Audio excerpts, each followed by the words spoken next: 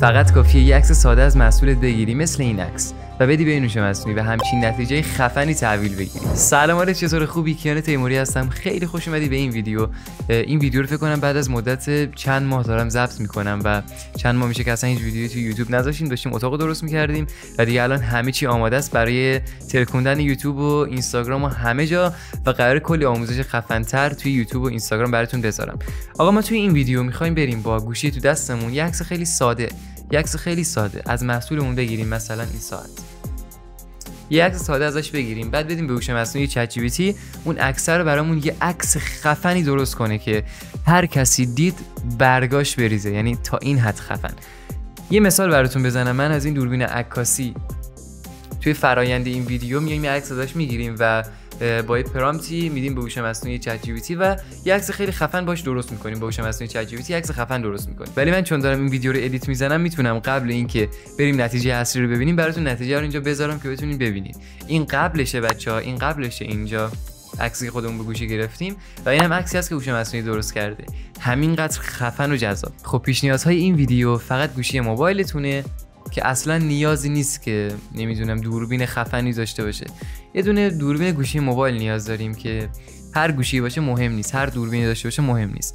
فقط می‌خوایم یه عکس از محصولمون بگیریم، یه عکس خیلی ساده، بازم مثلا نورپردازی اینا اصلا مهم نیست. یه عکس ساده ازش میگیریم و پیش نیاز دوممون و پیش نیاز آخر میتونیم بگیم هوش مصنوعی چت جی پی تی که هم روی گوشیمون نصب میشه، یعنی کلا به همین گوشی نیاز داری. هم اگر سیستم داشته باشین که صفحه بزرگتر میشه و هیچ تفاوتی توی ساخت و کیفیت عکس نداره، فقط صفحه بزرگتر میشه و شما میتونید مراحل رو با گوشیتون هم پیش ببرید. که من یه ویدیو کامل گرفتم آموزش نصب هوش مصنوعی چت جی پی تی رو براتون توش گذاشتم، هم برای اندروید، هم برای آی او اس که همون آیفون هست، هم برای مک او اس، هم برای ویندوز. براتون کامل گذاشتم، میتونین برین روی لینک بالا کلیک کنین و آموزشش رو کامل ببینین. بعد از اینکه آموزش رو دیدین و نصب کردین میایم وارد هوش مصنوعی میشیم. هوش مصنوعی چت جی پی تی اسمش هست، آموزشش رو گذاشتم، میتونین برین توی همین چنل یکم برین پایینتر ویدیو رو میبینین. من به هوش مصنوعی گفتم سلام خوبی، من یه پرامپت میخوام برای ادیت یک عکس از محصولم که قراره پستش کنم، یعنی گفتم قراره به صورت پست توی اینستاگرام یا فضای مجازی بذارمش. من با دوربین گوشی گرفتم، اینجا بهش کامل شرایطتون رو توضیح میدین. من شرایط خودم رو بهش توضیح دادم. نوشتم اما میخوام یه ادیتی زده بشه که اون عکس رو حرفه‌ای کنه، حرفه‌ای نشون بده، انگار که با یه دوربین چند هزار دلاری گرفته شده، حس لوکس بودن و لاکچری بودن رو برسونه و یه سوال عجیبی برای مخاطب خلق کنه. سایز تصویر هم 4x5 باشه که برای آپلود به صورت پست توی اینستاگرام یا برای اینستاگرام مناسب باشه. خودت هم جزئیاتی به پرامپت اضافه کن برای بهتر شدن نتیجه نهایی. خب اومده گفته باشه، من یه پرامپت برات میسازم که وقتی بری به یک ابزار ادیت تصویر مثل میدجرنی یا لئوناردو یا تو فتوشاپ ای آی عکست رو طوری رو توش و ادیت کنه که انگار با دوربین چند هزار دلاری و در استودیوی حرفه‌ای گرفته شده.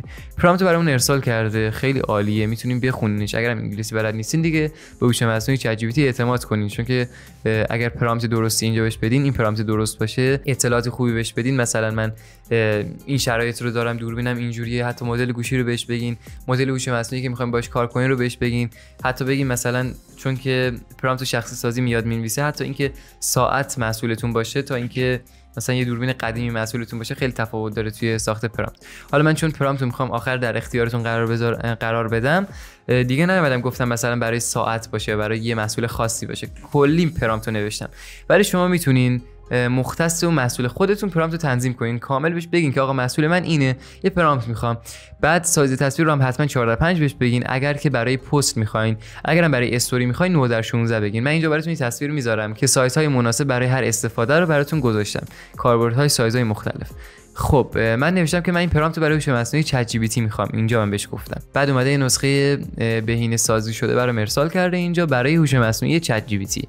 یعنی اگر شما بخواید با هر هوش مصنوعی دیگه ویدیو بگیرین متفاوت قضیهش. بعد اینجا نوشته که اگر بخوای میتونم همین رو برات یه نسخه ارتقا یافته با چند کلمه جادویی بسازم که کیفیت خروجی چت جی پی تی رو حتی بهتر و واقعی‌تر کنه.